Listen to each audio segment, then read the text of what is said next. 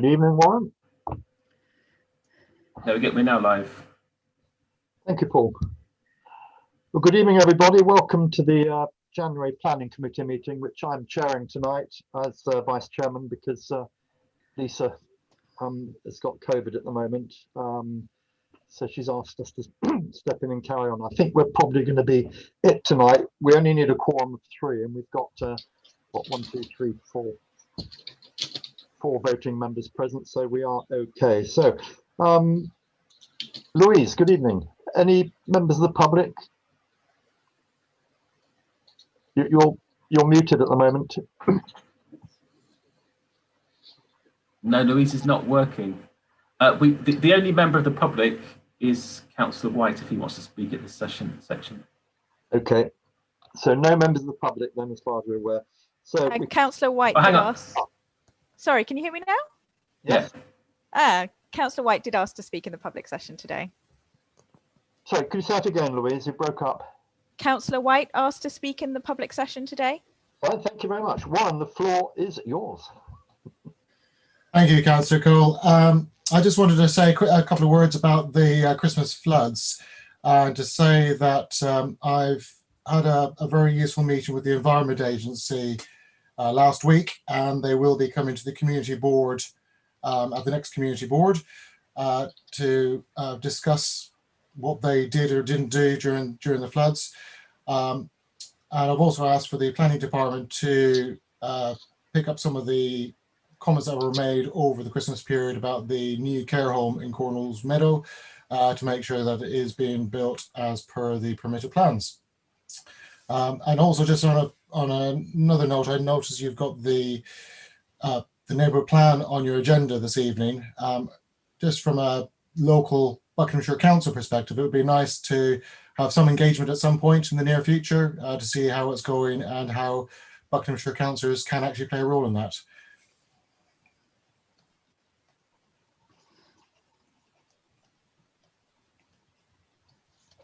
Mark, you're muted. Yeah, thank you, Warren. Short and to the point. So no other members of the public, then we will get on with the meeting. First of all, apologies for absence. Councillor O'Donoghue, Councillor Try and Buckinghamshire Councillor Tim Mills, all apologies. Right, if we could add Councillor Paul Hirons to that. He's at a HS2 East West Rail meeting tonight. Yeah. Can you add Charlie Clare as well, because he's at the same meeting? I've just come out of it. Thank you. Declarations of interest. Anybody have declarations of personal or prejudicial interest under consideration on this agenda?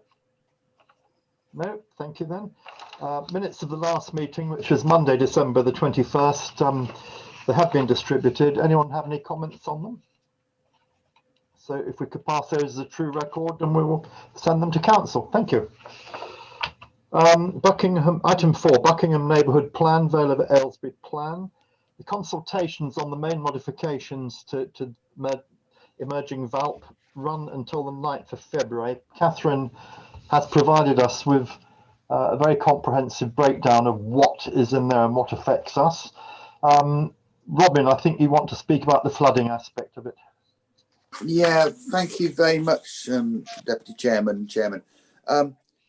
The flooding element of this is less than sufficient, and it's quite timely after what Councillor White said about planning looking at stuff. It's still aching back to 1 in 100 years. Well, the documentation on flooding isn't up to date. It wasn't up to date when the Vale Plan was put together because it didn't consider the 2007 flood, and now it's not considered the 2020 flood. I don't know where we go with that, but clearly if they're not recognising the flood impact on Buckingham when it comes to development in a major development plan, and I know Councillor White quite rightly said that he's going to answer the questions over the care home, which was contested. I think this is an important enough issue that we need to consider that. And the other element, I mean, on flooding, we can consider later in the agenda, but I think this is to do with that. I think it's something I'll be interested when members agree with me. Yes, anyone got any comments on that? Councillor Harvey, and then Carolyn. Yeah, I think we're talking about, I think it's FMM 103 policy 14 flooding. Whatever page number that's on, I've lost track a little bit. Page 5, Correct. I think. Notes. I don't know what this means. I don't quite understand the up to the 1% annual probability flood extent with an appropriate allowance for climate change. Those sound like lawyers' Weasley words, as far as I'm concerned. It's not clear, and I don't know exactly why this has been amended, what the purpose behind this amendment is all about.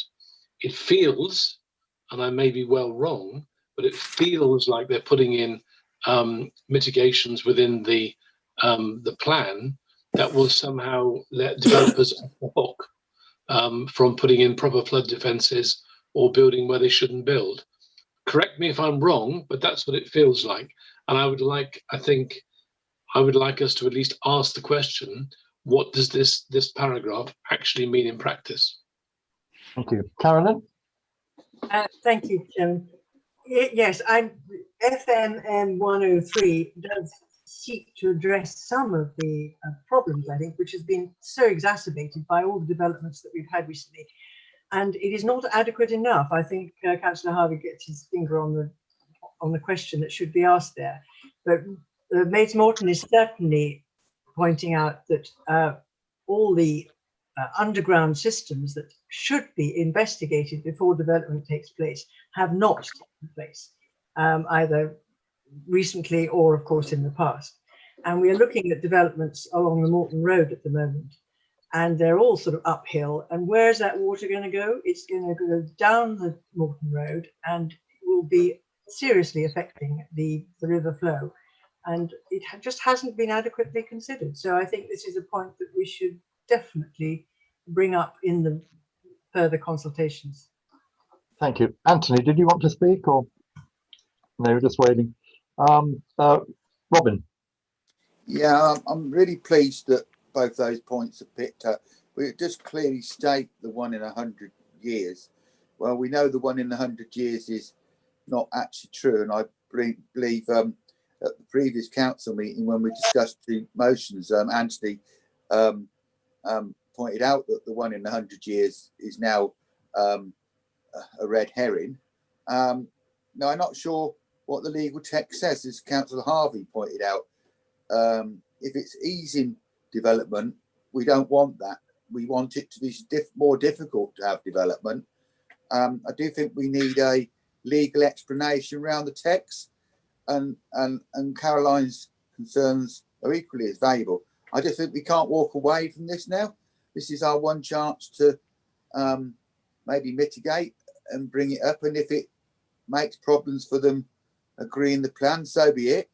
It won't only be Buckingham which has been affected by flooding. We've had Gorcut recently, Farnborough, Tindwick, all been affected by flooding, even Preston Bizzett. So everybody's been affected by flooding, and they all are in the Greater Ouse catchment area, and they all contribute to flows into the river, as quite rightly was pointed out by the chairman. So I think this is something we need to know. I would like to propose that we seek clarity from the officers of the council on what the legal text means against what it was before, so we can judge it fairly.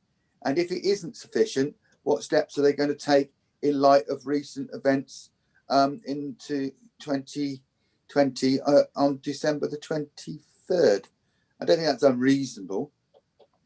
Thank you, Robin. Councillor Harvey, John? I'd like to raise another couple of points, if I may. If we've dealt with the flooding ones now. What I'd like to raise is items FMM 059 and 060, which is on page 1 and 2, bottom of page 1 and top of page 2. These refer to the Vale of Aylesbury Plan's projection for more housing, Maids Morton Road phase 3, which is not compatible, of course, with our neighbourhood plan. And I see that they've increased the numbers there from 130 homes to now 110 homes and then another 20. but they're still not backing up on that. And I think, as Carolyn has mentioned, there are significant flooding implications to this as well. And then moving on to the item below, they've also increased the number of homes here really substantially. They've gone from 130 to be delivered within the next few years, and then another 290. Now, I know it's about the same number, but nonetheless, these are going to be places that are going to be built in a way that will automatically, I think, increase flooding in the town. I mean, from what I hear, water was rushing down Galcourt Hill and flooded the bungalow at the bottom on Mitre Street. And I think this is only going to get worse if those houses are built.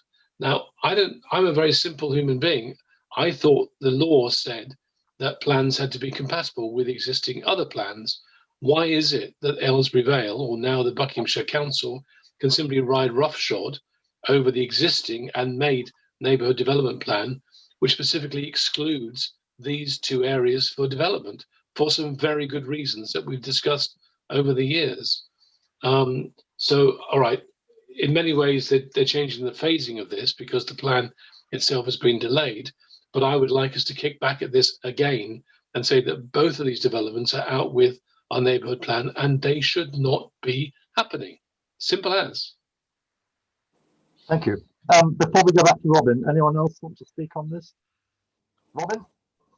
Well, firstly, I was hoping we moved on to the next question before we agreed those actions over flooding. I presume we've agreed we'd take those. But following on from Councillor Harvey's point over, well, I believe he didn't say it, but he meant Osier Way development.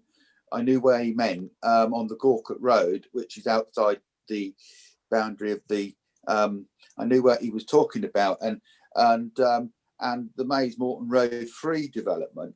Now, I think it would be interesting from a point of view.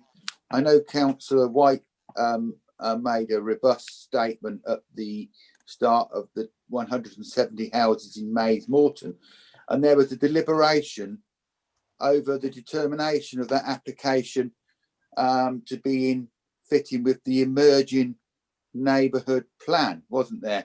And when I listened to the debate, it was pretty much quite strongly put by the officer who drove that meeting through that it had to be in keeping with the emerging neighbourhood plan. Now, I think there's some difference of opinion about that since that decision. And I would consider that at the local plan, sorry, the Vale local plan, I think that there's a different question when it comes to Buckingham, because it may not be in conjunction with the emerging Vale plan, but it's definitely against the neighbourhood plan. I think we need to seek some explanation how they will be dealing with that on a planning process, because both of those applications have been chosen to be called in by the town council. Both of those applications will come forward, we presume, to the Strategic Development Committee if the president was set by the Mays Morton development, which means fellow local councillors won't necessarily be involved in the determination of that. It will be Buckinghamshire councillors per se. I think we do need to go and ask some questions about how they're going to deal with those based upon the Mays Morton president, which has been set, because the president was set that how that planning was going to be taken forward. The president was set on how they deal with the emerging Vale plan. So I think we do need to ask some questions around that of the officers based upon experience, because we should learn, and then maybe at the point we get to the planning process, that will inform the discussions. Thank you, Robin. So you did make a proposal, yeah, that we raised to get clarification on that. John, your proposal as well, that we need further explanations why they've chosen the Mays Morton 3 and Osier Way sites when they're contributing to the flooding, if I've got that right. Yeah, it is. I'm hoping we can agree all of this stuff. I don't think any of us are saying anything controversial or out of kilter with everybody else in the meeting. So I'm hoping just as we, in a sense, push it through on the nod from what Robin's proposing and what we're all saying about both the flooding and the developments on Osier Way and Morton Road 3. I do also want to raise a fourth point, if I may, which is FMM 072, which of course is the comment about the homes in Maids Morton, which will have an effect upon us in the future as well, as we've established. The note that obviously Catherine's put in here, highlighted in blue, is that the Section 106 agreement say up to 170 dwellings, but the revision says at least 170 dwellings. There's a world of difference between those two comments, and therefore that again needs changing back to what it was, because they're somehow seeming to kind of create more wiggle room, whereby they're going to try and build even more houses in Maids Morton with even more impact upon the bottleneck around the old jail, notwithstanding, of course, all the impact upon our neighbouring village of Maids Morton. I mean, I note in the list above, I don't know what's happened in Marsh Gibbon, but obviously somebody there knows where the bodies are buried because they've got their 9 houses taken away. I wish we couldn't put a few lines through the Maids Morton one as well, of course. Thank you. Carolyn? You're muted. Thank you very much, everyone.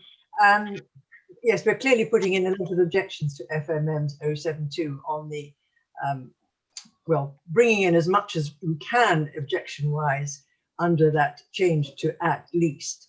I gather that it's to fall in line with other at least sites within the Vale.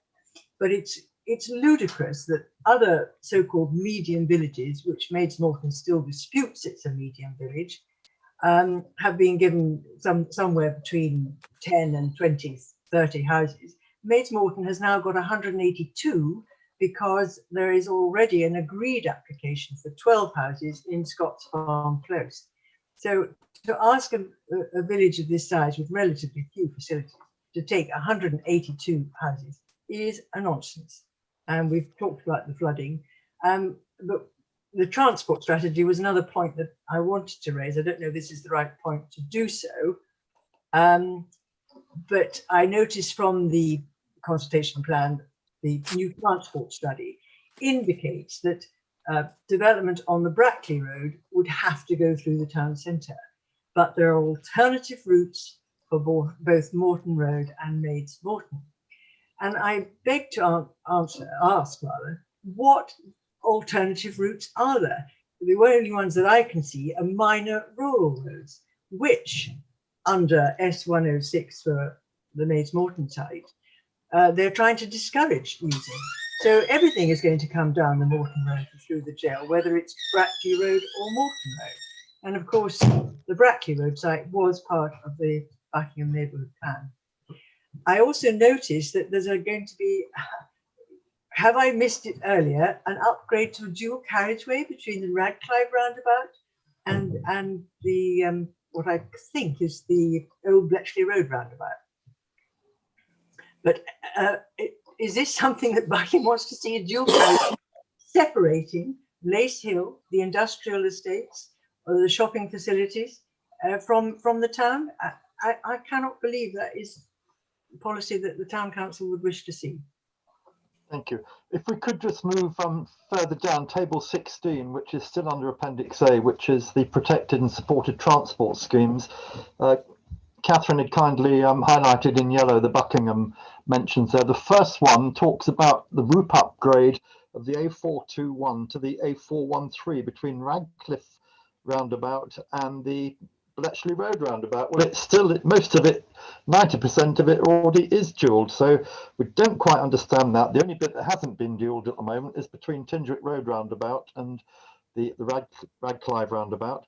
And then just below that, the turn left slip at the Stratford Road roundabout is still in there, even though it fell off the Maids Morton application. It was going to be part of the Section 106 money, but it fell off that application. And we have said time and time again, this is not necessary. There already is a turn left lane there. Why want to then create a slip road on top of that? I have no idea at all, but members may feel otherwise. Robin? Two things that are missing. Firstly, on Appendix A, there's no mention of the previous transport policy of Buckinghamshire County Council, where there was going to be a link road between the A421 and the A422 across the Brackley to the bypass, the Brackley Road to the bypass. Not in there, not in the plan. It was in the Buckinghamshire Transport Plan, which we consulted on. It hasn't made its way through to here. And going back to the previous appendix, what's noted in there is, if you recall, the chairman attended huge amounts of meetings to do with affordability and the lowering of the affordability in the Vale plan from 35% to 25% affordable. That still hasn't come back up for consultation. So if the plan is agreed without any change to affordability, it means that the area which will be receiving a good portion of the development will be not in conformity with the only plan which is in agreement, which is Wickham plan, which I believe has a higher affordability, close to 40% affordability. So there's a disparity in affordability numbers in Buckinghamshire, which will mean, you would think, that when the Buckinghamshire plan comes on 23-24, it's going to have to correct that. But in the meantime, lots of developments could have took place and got agreements on an agreement of 25%, which is bad news for young people and bad news economically for everybody. And it's not made its way through to the consultations. It was missed out on the first round, and it's not made its way through here. Historically, I did try and amend it at the district council. I put an amendment to the plan asking them to put 35% in, as well as removing Osier Way. And both of those amendments, which is a public record, were voted down by the council. So we've done everything we can do, and Councillor Mark Cole did all he could to try and speak about it, but he was denied the opportunity, and it hasn't been discussed. And Councillor Mark Cole prepared strongly for that meeting to make the case on the affordability for everybody based upon what we've got in our local plan and what worked. It's a sad day. It's a sad day for the economics of the younger and modest incomes in Buckingham when this goes through. It's a bad day for Buckinghamshire, really. Thank you, Robin. Is it everyone's wish then that we ask our officers if they could just draw together a document about what we've just discussed? It can come back to the next planning committee, which is on February the 1st, which is a week before these have to be in. So is that the committee's wish? Yeah. Thank you. Catherine, do you have all you need for that? Mm-hmm. Thank you very much. Chairman, as you put so much effort into that, can we insist that we get an explanation why it wasn't discussed again, the affordability? Because it was never consulted on in the first place. No, the first time I went down there with Chris Wayman, our previous clerk, they ran out of time. The second time I went down with Roy van der Poel, and again they ran out of time. So the inspector never heard us on either occasion. So your voice was never heard, so Buckingham was never heard? Never heard, no. And we made a complaint to the inspector's clerk on that. But she just came back to saying it was unfortunate, and that was all we got. So we'll have another go now. Thank you anyway. So next item on the agenda, action reports, Appendix B. You've all got the action lists. Anything that jumps out for anyone there? John, I think probably you're going to talk, aren't you, about your freedom of information request? Well, I would like to talk about it. I would like to report back to fellow members and Carolyn and everybody else about it. But of course, I've had no reply, and the reply is now a month late. I sent a chasing up email this morning. I've heard nothing back today. I sent it very early, about 9:30 or so. I've had not even the courtesy of a reply today, because I would have thought even the holding email would have been satisfactory. I'll read you out the email that I sent. Let me just dig it out a second. Bear with me a moment. If I can find it. Bear with me a second.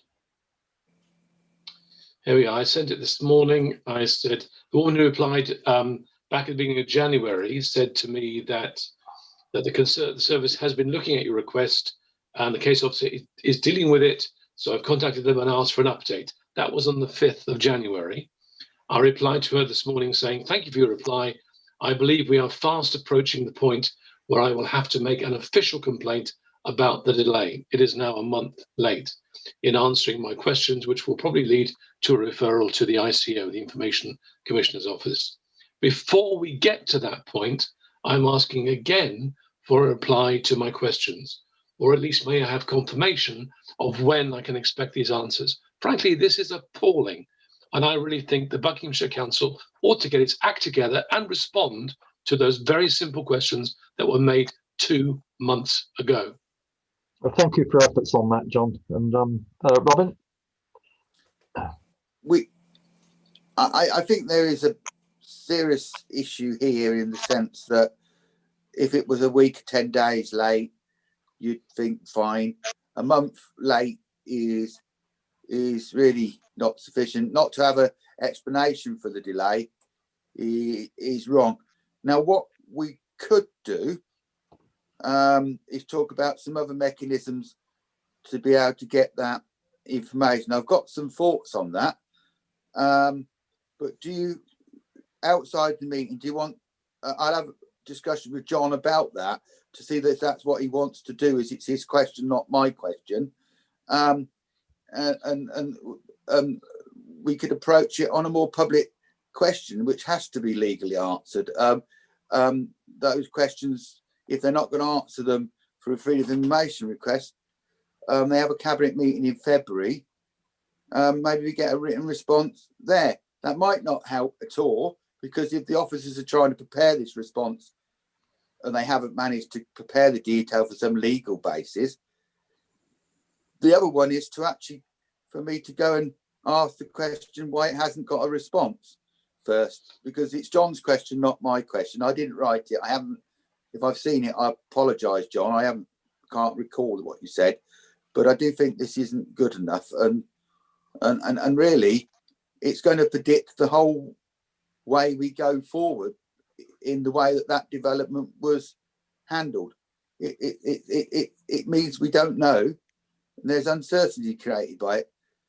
So Maybe ask the town clerk what his advice would be, because John is following the correct channels at the moment. Well, I think Councillor Stutchby has given additional options that are all viable. I mean, the main thing is that they're in breach, and so John's quite correct that the next stage would be a complaint to the ICO, which would be, seems unnecessary that we'd get to that point, but that's absolutely the next stage. Yeah, I'm trying to avoid that. I simply want the answer to the questions. But I'm going to give it another week, and I've not heard anything at all within the next week, or even have some confirmation of when it's going to be provided. Then I will refer it to the ICO. You know, there's no other choice about this, and I don't want Buckinghamshire Council to have a bad mark, you know, from the ICO about this. But Buckinghamshire Council need to get its act together, and obviously, whoever's in charge of planning and answering these questions, I presume the case officer is a planning officer of some kind, might want to apply a little bit of pressure to that case officer to perhaps get these answers on paper and sent to us. Thank you. Thank you very much, John. Any other items on the action list? Just to say to the chairman, 93020 was actioned immediately after I received his email, and I copied him back into it. So I've actioned that. Whether that will produce what we want on that, because we really don't want the bypass becoming advertised hoarding for without permission. I would imagine Councillor White's probably got the same view as me, that the bypass shouldn't be used for advertising hoarding, and I'm not sure where we go with that. But the vehicle's been there. It's clearly not taxed and insured, and it's clearly thereon could be taken away at any point anyway, but no one seemed to have even done that. So we don't want it like that. So we'll see what happens. I'll wait a response. If the response I get isn't good enough, we'll try another one. Thank you, Robin. Just for members' information, I went and photographed the vehicle again this morning. I then checked the registration on the DVLA website. The tax ran out in September, the MOT in December. So it is now officially an abandoned vehicle. And thank you, Robin, for your action this afternoon in drawing it to the attention of the correct cabinet member. Other items on there: Walnut Drive, request to be involved in 106 consultations. Paul, any response on that? Not so far. Not so far, thank you. Page Hill, unauthorised encroachment onto public land. That is ongoing. I will raise it again under enforcement later on, so we have a case number. Signage for Pegasus Crossing. The signs are still there, even though we reported them over a month ago. The bridge over the river at Bourton Mill has not yet been repaired, despite the response we had from Transport for Bucks. HGV routes, we had the East-West Rail maps at the last meeting. Have the HS2 maps arrived yet? No. Not yet, thank you. And I think that's it, everything I've got. Anyone else on the action list? Thank you. That was a good bundle there. Yeah, we've done Councillor Harvey's Walnut Drive FI request, so we move on to planning applications. Thank you. So we've got four before us tonight. The first one is going back to TJ's off license, which is 4 Market Square. We made a number of recommendations before we give our approval, one being the removal of the flue from the side entrance and onto the back. But Heritage Officer is still not happy about this at all. Do you just want to brief members, Catherine? Well, as I said in the report, that move to the rear, we weren't consulted on, and I didn't know it had actually happened until I got this one. This one is obviously the original submission that was inadequate. You can tell from the number, it's so far out of where we're at the moment with numbering, which is well into the 4,000s. And they haven't made any effort whatsoever to address the Heritage Officer's concerns. This is an ALB application. It's got none of what she asked for. Yeah, and the planning statement continues to be incorrect as well. It talks about a canopy and shelving on the pavement. It also talks about Winslow Conservation Area, so... Yeah, so would the members wish, if you're happy with Catherine's report, to be that we continue to oppose this until such a time as they meet the Heritage Officer's concerns and also get their planning statement in order? Thank you. Record my I would also add that there are residential properties behind this building. There are a couple of houses, there are all the flats there as well. This needs to be taken into account as well as the conservation aspects of it. Yeah, thank you, John. Anyone else? Okay. Just record. Can you record my extension? Oh yeah. On this, thank you. As a Shah member, yeah. Thank you. So the second application is number 3 Pine Close, which is Avenue Road up on the boundary of Maids Morton. Quite a substantial property, but it's not a huge extension. Catherine's done a very thorough reasoning on it and all the plans. Anyone like to suggest what we do with this one? John? No objections from me. Good. Is that general? Buckingham Society is happy with it, Carolyn? Yes, we didn't have any objections, and neither, for information, does Maids Morton Parish Council, who were also consulting on it. Thank you very much. Thank you. And I'll abstain.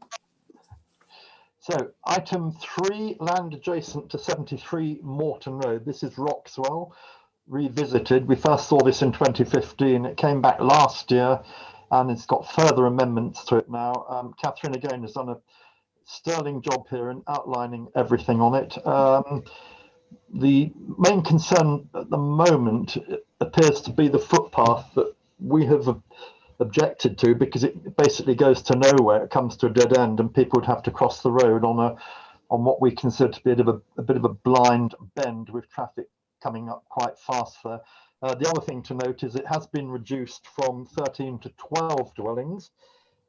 They've done dwelling plot number 1 is now just 1 house instead of 2. The highways have asked for all the garages, 6 garages, to be made larger to fit modern cars. There's been no response to that yet. Thames Valley Police, their security consultant, she wants windows in the blank elevations. Now, Anthony, our planning briefing this morning raised the question of the trees in the background, Anthony. Yes, indeed, Chair. I was concerned that the trees being shown in the background are quite close to the houses, and after all the kerfuffle up on Page Hill, where trees well away from houses were deemed to have caused damage, subsidence and so on, I just thought we don't really want to be a hostage to fortune and actually agree to build houses on top of tree roots, really. Yes, we saw what happened at Page Hill, didn't we? And so thank you for that. Carolyn. Yes, well, the trees were an issue raised by at our society meeting. And there was surprisingly no comment from the tree officer. Does the Buckinghamshire Council still have a tree officer? Oh, yes. And we thought that there should be some mention of it, because as Anthony's pointed out, trees get bigger and houses also get bigger, sadly, but they are quite incompatible, those two elements, and you don't want to see limbs chopped off trees to accommodate extensions, etc. The other points that were made, and I didn't manage to find the design statement, but I couldn't see any mention of the materials on this site. Perhaps Catherine can inform us of that. But there is no mention of the vision and design statement, and there are no chimneys on 9 and 10, and well, I made a note here, 1 and 2. So the 2 semi-detached and the 2 3-bed houses have no chimneys, and we think they ought to have chimneys. But I love to have some detail on the actual materials used. And the other point I thought was, particularly in view of the flooding conversations, there's an awful lot of impermeable surfaces about, and I don't see any compensation for catchment anywhere. Can I interrupt there, Carolyn? That was well attended to in 2019 when we first saw this application. They have attenuation tanks under pretty well all the drives. Okay, thanks. But that is not an item that has changed, because they were independent really of the houses that they looked after. So it didn't matter that we're one less. The attenuation tanks are still the same. Okay, thank you for that. The semi-shared one, I believe. And materials? So, Councillor Stutchbury. I've got a comment on the application per se, only just to ask, what was the road in conformity to be adopted? Not that that's necessarily an issue. And was it fine for every other turning point and whatever? It's only a point of information for my own knowledge to ask whether it had been looked at and was considered in the application. Can't comment on it. The entrance on Morton Road with its dropped curbs will be to adoptable standards. The internal road is not mentioned as being to adoptable standard. Thank you, Catherine. Right, there is one final thing on this. Catherine always comes up with surprise. She earns her salary of this one. We've been beaten with a big stick by Buckinghamshire Council over their emerging VALP on some of our applications, and particularly the Maids Morton one. Now's the time to turn it back on them. The emerging VALP states that any property of more than 0.3 of a hectare should have 25% affordable housing. This is in excess of 0.3 of a hectare. So should we, as a planning committee, push for 25% of these houses to be affordable? Yeah, why not? Why not? Andy, do you want to speak? Yes, I think we should go for it. Yeah. John, you're muted. Yeah, at the very least, we should push for 25% and use their regulation for themselves. But also, of course, ours is still 33%, and we should be pushing that too. Well, we could start with 35 and then come down if necessary. No, Yeah. because our other category is it's 25 houses or more, Yeah. Councillor Harvey, so we can't ask Oh, I for see. 5%. Right. No, use theirs then. Use theirs. So is everyone in agreement with that? Yeah. Good, thank you very much. That's so for all those reasons, we're going to continue to oppose this until they've sorted out all the outstanding matters. Yes. I'll abstain and look forward to it going to committee. Thank you, Robin. Right, we've got one tree application, item 4, which is Dawnrise Avenue Road. This is about the sycamores and chestnuts. I think, Catherine, you said you've already had. Every comment that's come back has no objections. Yeah, it's really to a sympathetic treatment of the trees. Carolyn, you happy with that? Buckingham Society? Yes, we're quite happy with that. Thank you very much. That, I believe, ends the planning applications, nice and light tonight. Planning decisions, just 3 there. We had no objections to. They've all been approved. Let's move on to item 8, Buckinghamshire Council members to receive news of Buckinghamshire Council new documents. There's a whole bundle here. These are all the documents from the Town and Parish Council meeting, which I attended on behalf of the council. I did give a report afterwards, and I did in fact ask a question at that meeting. The meeting was largely discussing enforcement matters, although I did drop in about just finding it that I made the point that Buckinghamshire Town Council, sorry, just getting it.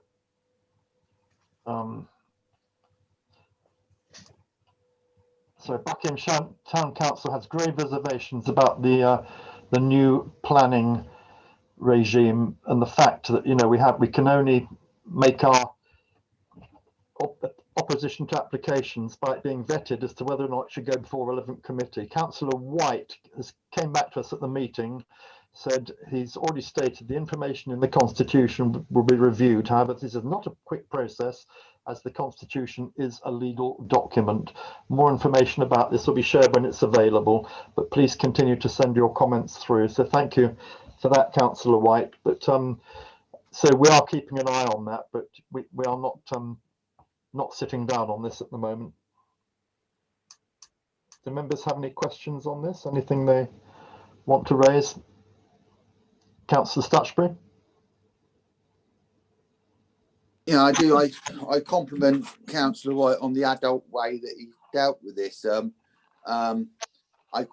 We took a question which was generated from this meeting to Cabinet. We also took a motion to Council to seek this to be looked at the earliest opportunity through the Constitution. To Councillor White's credit, that's now happening, but he's right that the Constitution will be not a quick fix, but we've moved a long way from the acceptance that there is a question to be asked, which was not the acceptance earlier on. So I think by the town council raising these concerns, and I'm sure other parishes have, and it was at the last Buckinghamshire Council that there was a piece of paperwork stuck on the agenda, which Councillor White and I were the only people who commented on it. The fact that we probably both were interested in it. So I think it's a move forward, but we have to watch this because the new Constitution will necessarily agree with us. Buckinghamshire is a very large place. Let's hope they do agree with us, because it cannot, looking at the call-in situation, is not tenable for the long term, is it? It puts the Buckinghamshire councillors at odds with the parishes, and Buckingham's a separate place. It has more applications than most parishes do. In one, probably in some 2 sets of meetings than they would in the whole year. So it's a different kettle of fish, and that's why we're very much up against it. But it has to be said, Warren did very good on that, and it is at least now on the agenda. And no thanks to this council raising the issue. All thanks to this council raising the issue. Thank you, Robin. Yeah, so I don't know if everyone's happy to just note the documents that Catherine's appended, Appendix D, E, F and G, just to say it's worth saving the page that says meet the team, because it's got the 6 principal planning and environment people on there now. So just for your own records, worth noting who they are and keeping that. Is everyone happy with that? Right, 8.2 is to discuss applications to be called in as decided above, in which Buckinghamshire Council wishes to volunteer for this. Robin, I think you've already indicated you would call in 73 Morton Road. I would call in 73 Morton Road, Chairman, if nobody came forward to do it. If that's the position that we're at, no other Buckinghamshire councillors come forward to do it, then as it's the town council wants it to go to committee, I will call it into committee, and I will work with the town clerk to come up with planning reasons to do that, because we can't just say I don't like it. It has to have some planning reasons to call it in. If I said I didn't like something, I don't think they definitely agree with that. We need to have some reasons. I'll work with Catherine to do it. What's the timeline on this one, Catherine? Are we in time? Have we got to get our skates on now because nobody's responded to you? Hang on.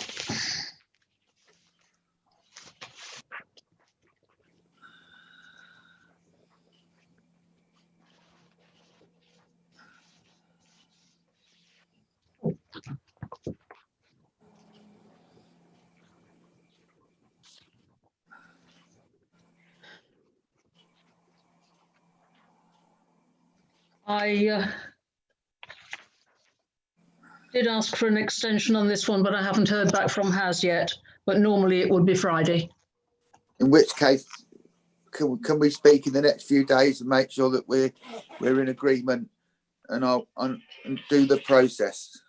Well, I'll draft up the response and send it over to you, and you can have a look at it and see what you think. How's that? Okay, thank you. I just wish it wasn't just me to do it. I wish somebody else would. I have got quite enough of them. I don't want to be the Shire councillor calling councillor. I'd quite like to sit on both sides of a debate one day. Yes, well, they don't take account of holidays, you see. So it came in the 18th of December, and we need to have it back by the 15th of January, which of course we can. I mean, in saying what I've said, I'm not, Councillor White has called 1 or 2 in himself, so I'm not saying that not everybody has, you know. Thank you.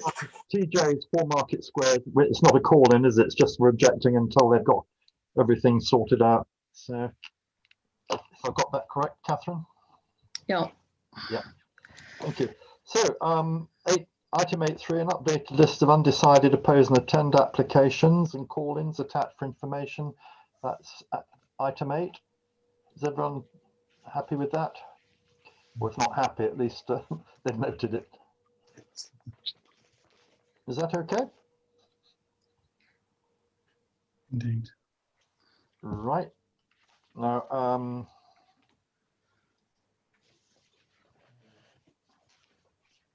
yeah, I notice under 8.1 it says news of Buckinghamshire Council documents and other information from council members present. Do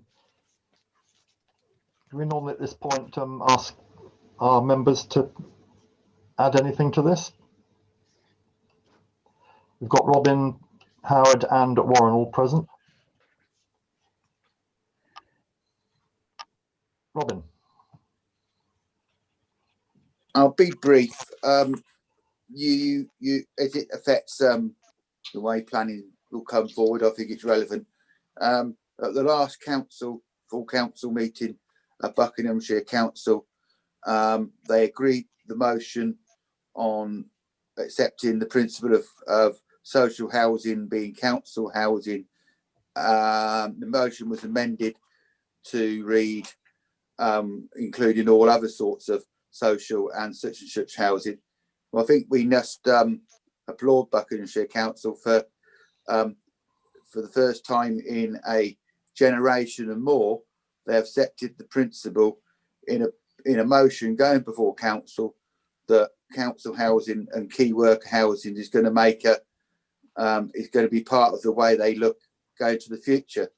Of course, how that pans out, very much like the talking about parishes, will be a question to be looked at in the future. But that is a big step forward, and the motion was agreed, amended, and that means that in generations forward, as the council unwinds and it unwinds its portfolio and its responsibilities, maybe by the end of 5 or 10 years, that simple act will have made a lot of difference to a lot of people's lives in Buckinghamshire and up and down Buckinghamshire. The fact that they're even going to look at this shows, you know, it's adult way of looking at things and a socially just way of looking at things. So I think that's a good step forward, and I think it was agreed unanimously. So that's even better. Thank you. You know, it's a good thing. Thank you, Robin. Howard, is there anything planning matter you'd like to talk about?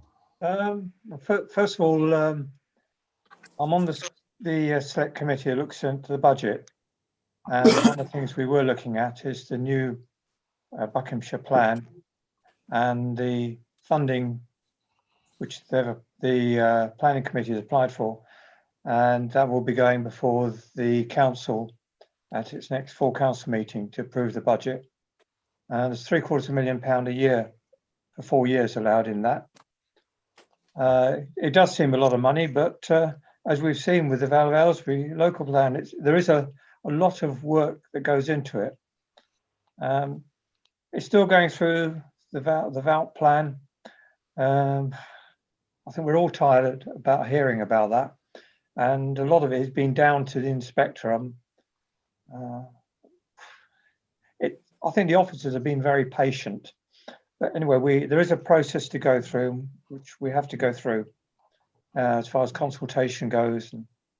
And the other thing you mentioned about the revision of the Constitution, and I'm involved with the Constitution and looking at matters within that Constitution, but I cannot comment any further on that for obvious reasons.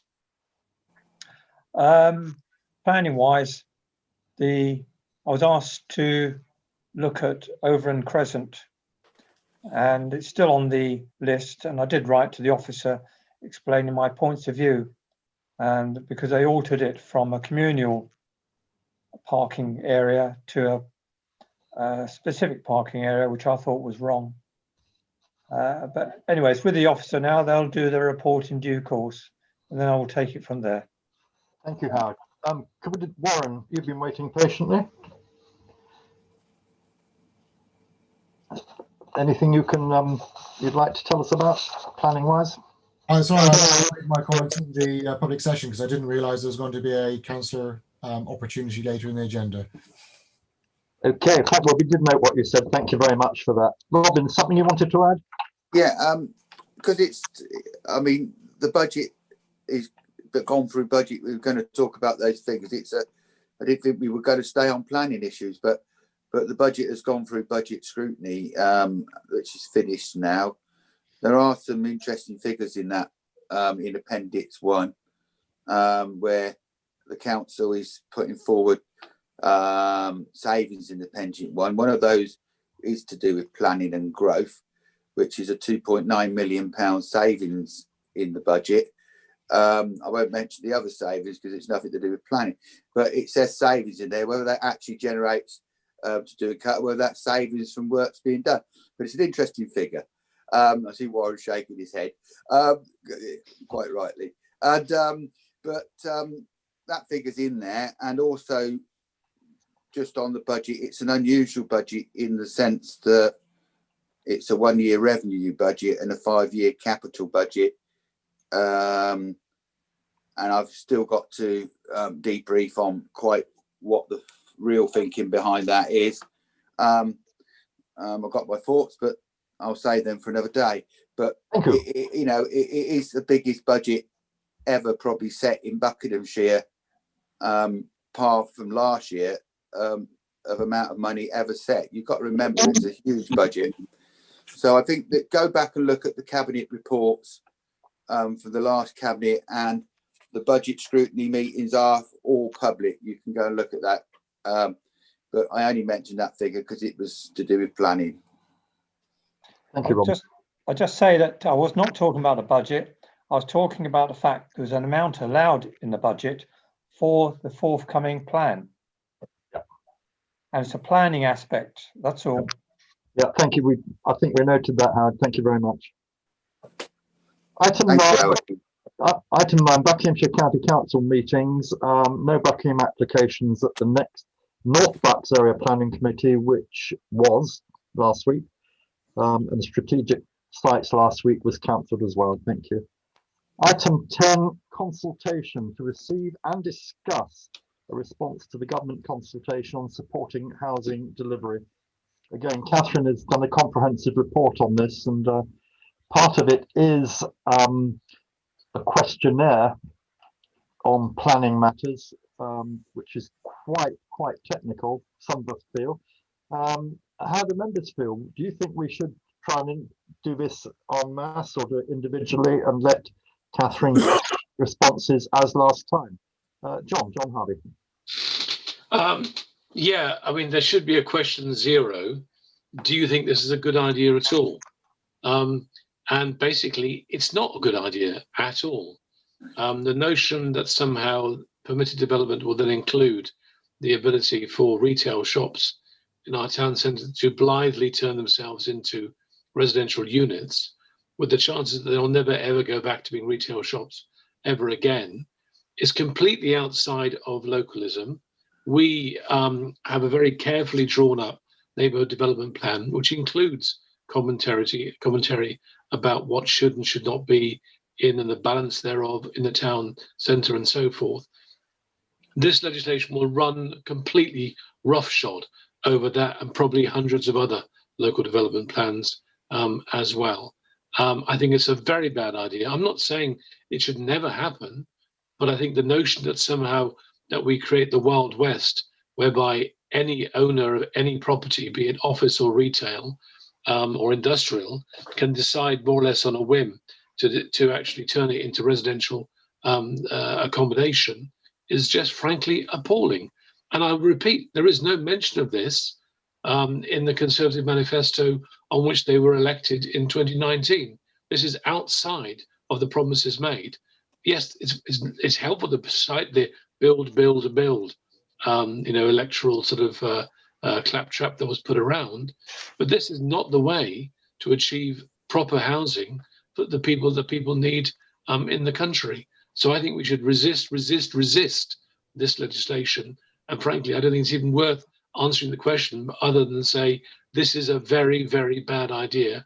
Go back to the drawing board and do not just ride roughshod over local planning commitments. Thank you, John. Robin, Councillor Stutchby. Well, we shouldn't be surprised that it wasn't in a manifesto because there's form in this, in the sense that Andrew Lansley's reorganisation of the entire NHS was never in a manifesto, and it was a guarantee that it wouldn't take place, and it did. So we shouldn't be surprised about that. There's form in these actions from the governing party, but I think we have to think carefully about not responding to some of this stuff. It is a lot, and I think we need to try and respond to those things which we are connected to and have influence with. Sections around local housing, local plans, and those sort of things. Now, it is a large document, and we've got a very limited time to respond to it, haven't we? 10 now, I keep opening it up and can't find the if we can send the doc. I keep going through many links, but can't find the actual diatribe of the questions that it's asking.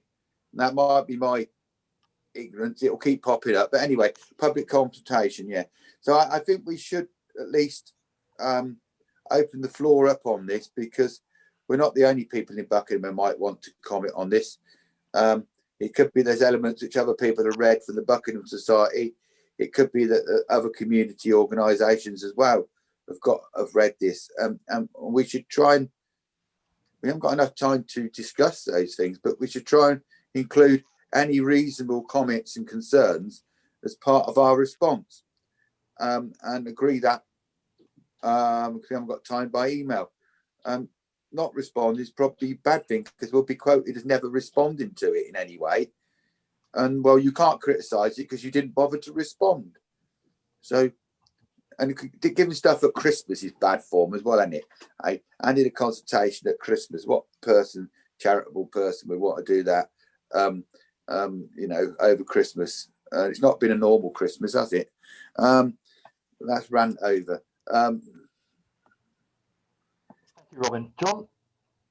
Oh, sorry, Karen was first. I do apologise. Sorry. That's all right. I just wanted to add that Civic Voice, the overall umbrella for civic societies, is extremely anti this.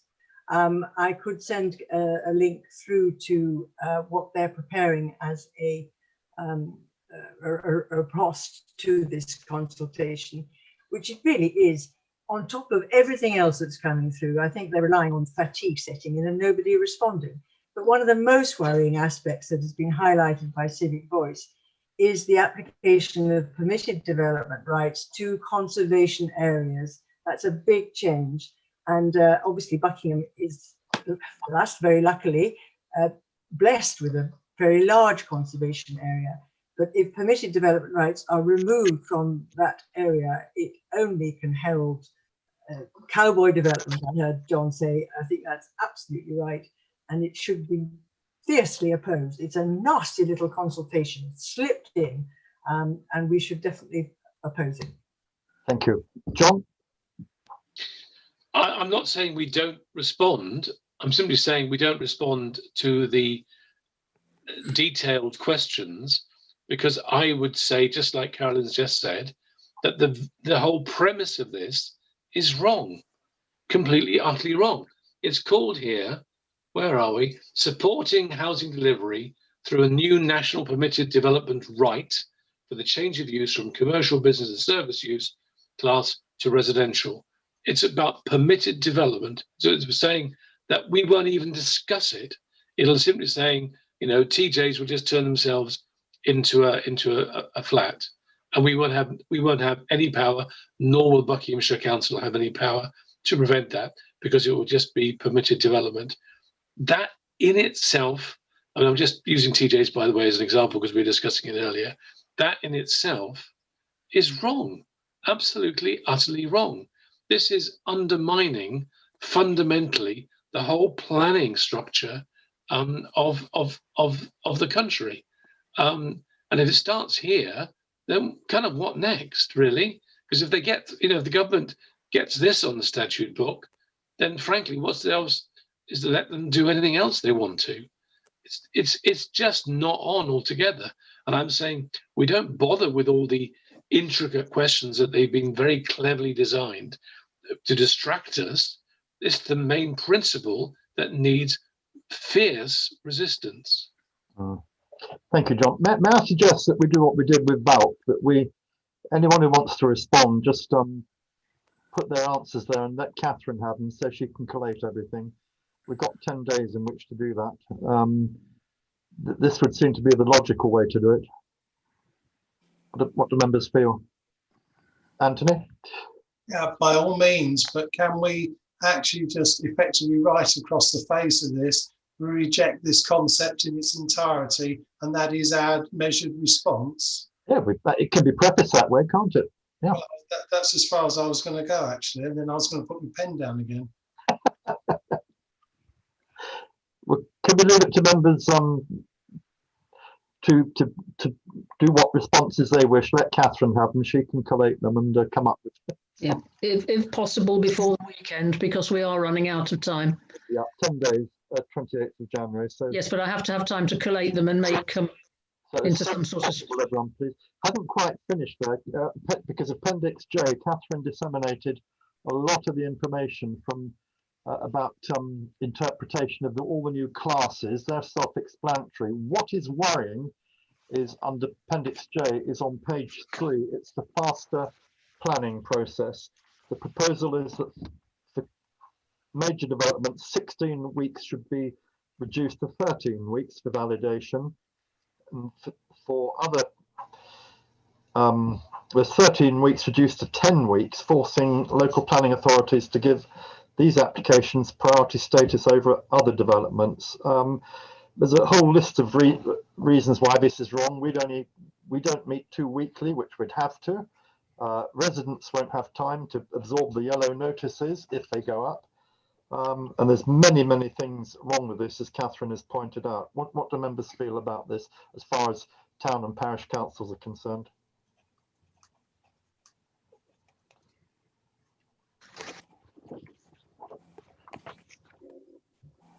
Carolyn. Well, I should just say very rapidly, withdrawal of democracy. It's just, again, weakening the local democratic pool, and it's wrong. Yeah, it's almost disrespectful, isn't it, in the way they want to do all this? So would you like to add your comments to when you respond to Catherine on that? Robin? Yeah, I mean, what we aren't unclear about, and I'll be interested to hear, I know Councillor White's still in the meeting, whether we could hear what the parliamentary process, if he knows, he might not know, what the parliamentary process is going to be on this legislation and the time frame they're working on, because he's got the responsibility of interpreting it, whether we agree or don't agree on it. And this consultation is a small part of it. It will go to some form of legislation, then it will form another form of primary legislation, and then it will go to the House of Commons. It could be that this is going to go on for a very long time, which means this action of a consultation is going to be only part of the deliverance and changing it. It may not actually look like it does now when it comes out of the House of Lords. I know he's still in the meeting. I don't know if he can advise us what he knows about the time frame that it's going to go through Parliament, whether he's been advised about it, because whether we agree or don't agree on it, we need to know how it's going to change our lives in the future. If he doesn't know, I mean, that's fine, but I'd be quite happy to hear from him if he knows and spend standing orders to find out. Because being advised isn't a bad thing in life. Just touch, but do you want to propose we suspend standing? Yeah, I do, because Warren might be able to advise us what he knows, and we. Let me have a second, please.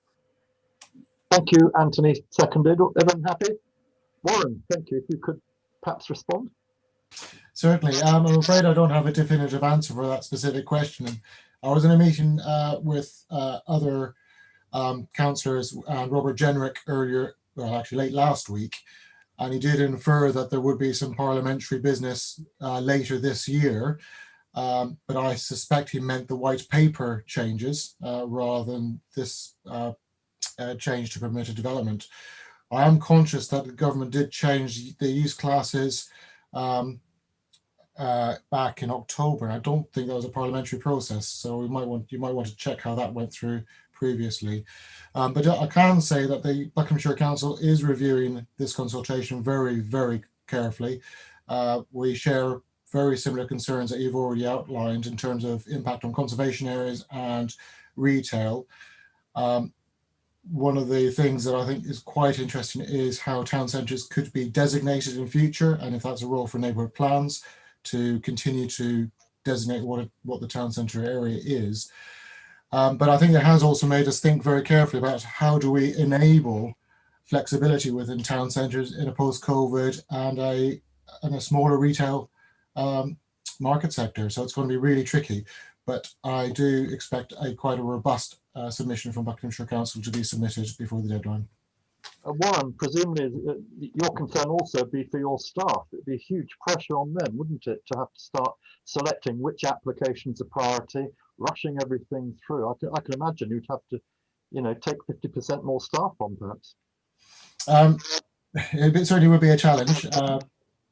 Trying to get applicants to get the right information at the right time to be properly validated. I mean, the council is undertaking a pilot with MHCLG and some other councils to improve the validity of applications, and that could help.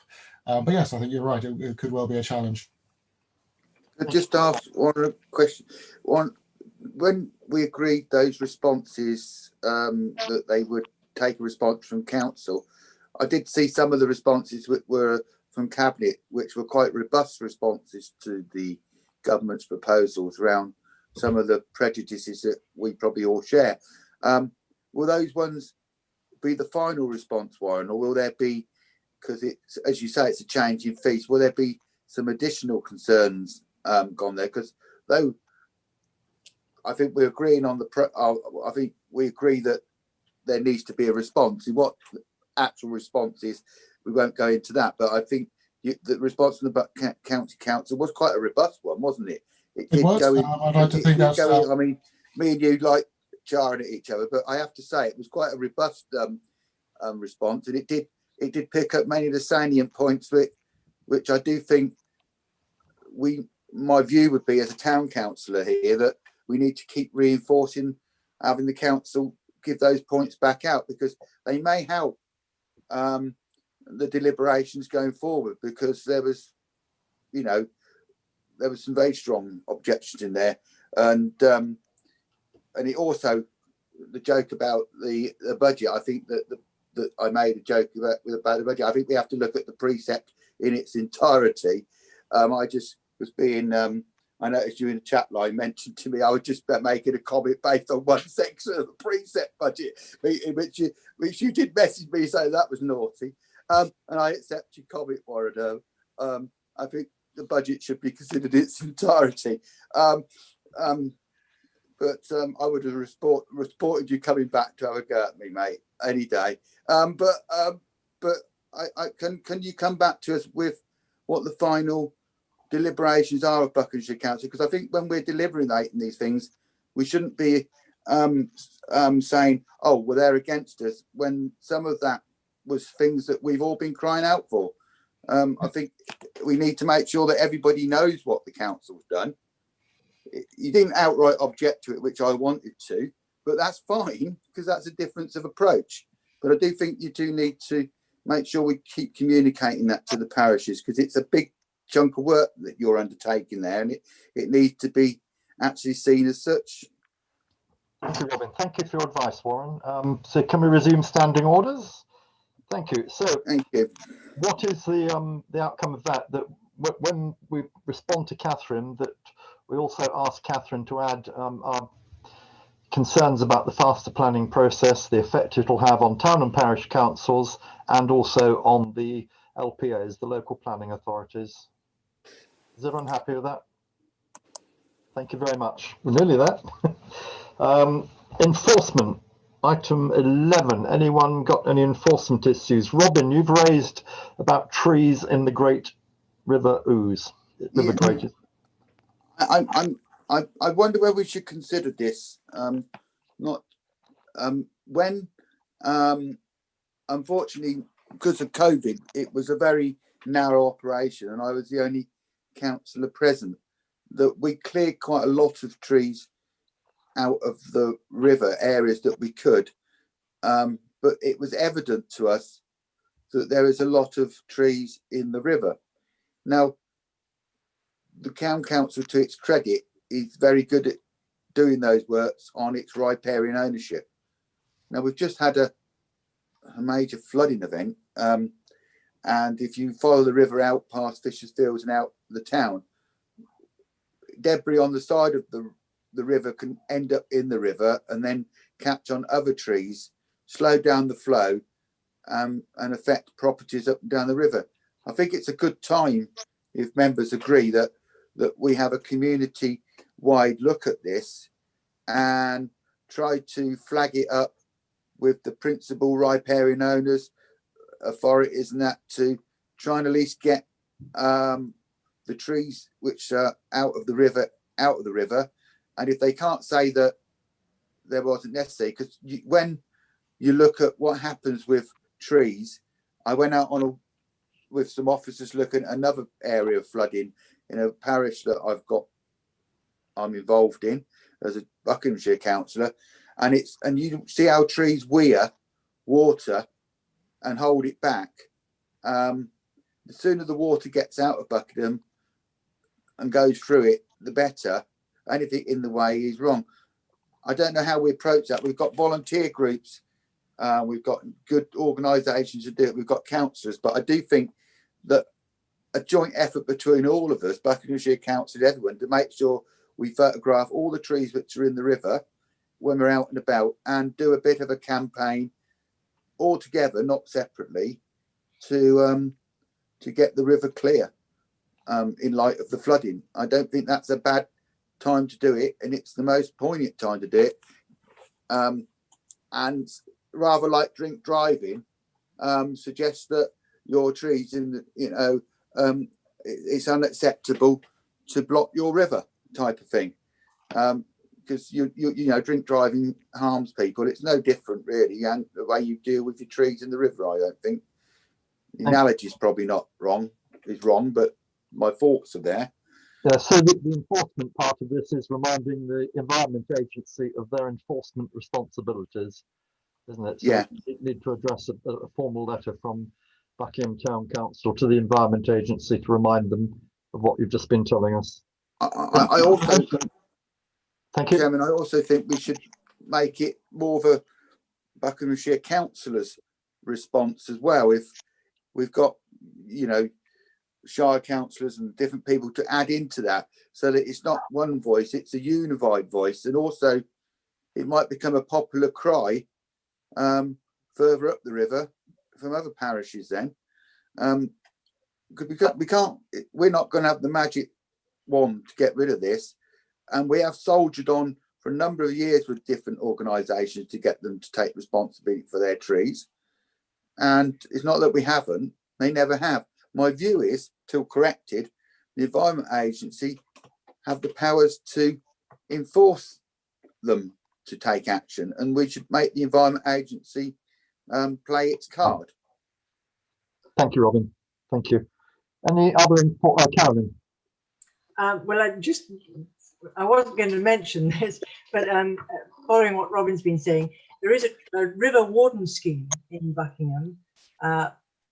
I monitor the stretch of river over which we live, and I am being visited by somebody from the Environment Agency to deal with flooding downstream, because both me and my neighbour have got fields that can be flooded, which I can discuss. But the river warden scheme is being run by the Environment Agency scheme, and there are volunteers in Buckingham doing it. So that's another body that should be involved with that. Can I just, on two breaches, the Fleece Yard entrance. Actually, I didn't get out at the weekend, so I didn't actually manage to go and see it, but it was raised at the society meeting and Anthony was there.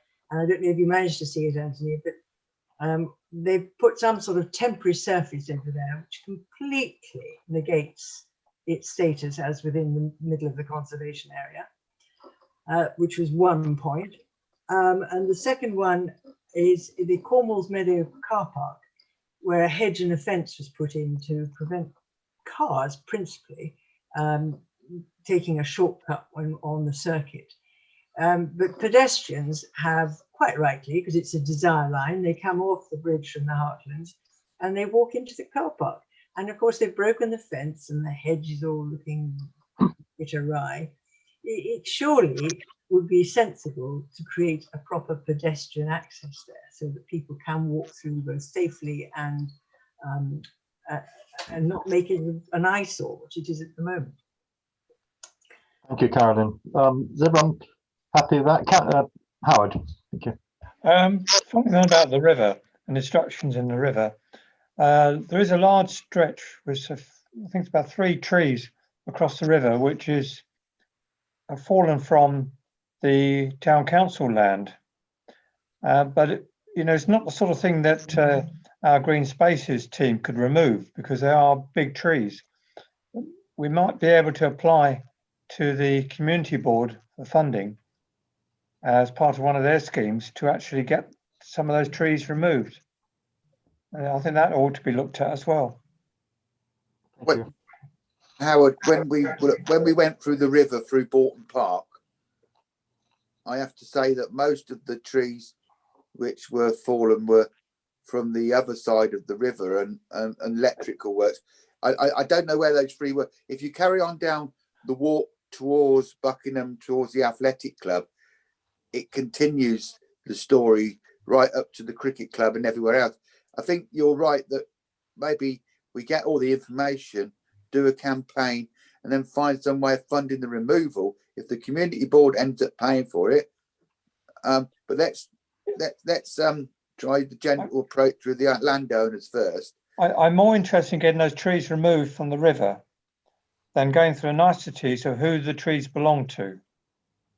Yes, I agree you have to contact the riparian owners, but we all know that's going to take a long time. So let's look at whether we can get some money to help fund the removal of those trees and I'm not contact against people like the cricket club and so on to do it. Well, let's look forward.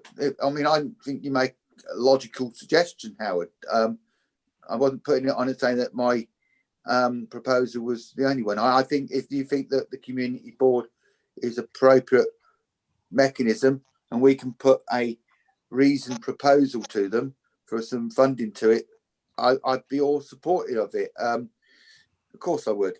But I think going past that, we cannot continue subsidising private landowners. They need to take financial responsibility as a riparian owner. Local authorities shouldn't be subsidising landowners. But I think you're right, Howard. Getting it done is more important than proving the legal point. And I accept that.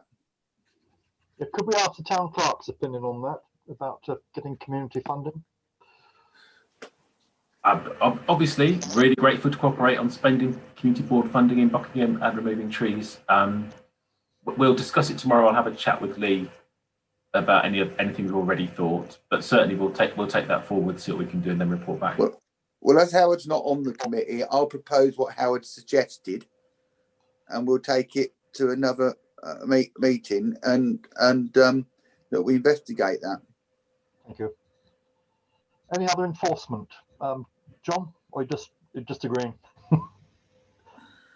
Okay, couple of ones here. The car advertising on the Bletchley Road roundabout we've dealt with already. A couple of people have already said to me how it's letting Buckingham down. It's a tatty car, it's falling to bits. It's not the image Buckingham wants to present to the world arriving there. And Robin is kindly adding his voice to that. The other is about the problems on Page Hill with land grabs. 16 Hilltop Avenue, which has been reported already to enforcement, still not moving. They've got they built bin sheds on public land which are blocking the green sward alongside the house. So if we could once again, I took some more pictures yesterday, which Catherine has, and I think she'll raise that again with enforcement. Any other enforcement? No. Item 13 then. Oh, so applications to fell trees. Sorry, Catherine has listed tree felling applications over the past 5 years, 2016 to 2020. Thank you for that, Catherine. Yeah, that's a rolling list, but there's nothing new this time. It's just there because it's a place on the agenda and I don't forget it next time. Thank you. Everyone noted that? Thank you. Item 13, matters to report. Any damaged, superfluous, redundant signage in the town, access issues or other matters? John. Yeah, there's still a sign next to Prezzo's saying about the new crossing, which of course has now disappeared. And that sign needs to be removed. Thank you. Carolyn, did you have your hand up? Because I just thought that perhaps the matters to report section was the area in which to reiterate about the fencing in Cornwall's Meadow. Thank you. Anything else? No. Item 14, Chairman's items for information. Just to wish Lisa and Martin a speedy recovery from their COVID, and let's hope that's it. Date of next meeting is Monday the 1st of February. Hope we'll all see you there. Thank you everyone for attending. Catherine, thank you for the voluminous documents you provided us tonight. 75 pages, the agenda pack, so that must be some sort of record. Anyway, thank you very much everyone. Keep fit and we'll see you all soon. Thank you. Thank you, Mark. Good night. Take care, everyone. Yeah. Hopefully Lisa returns fit and well.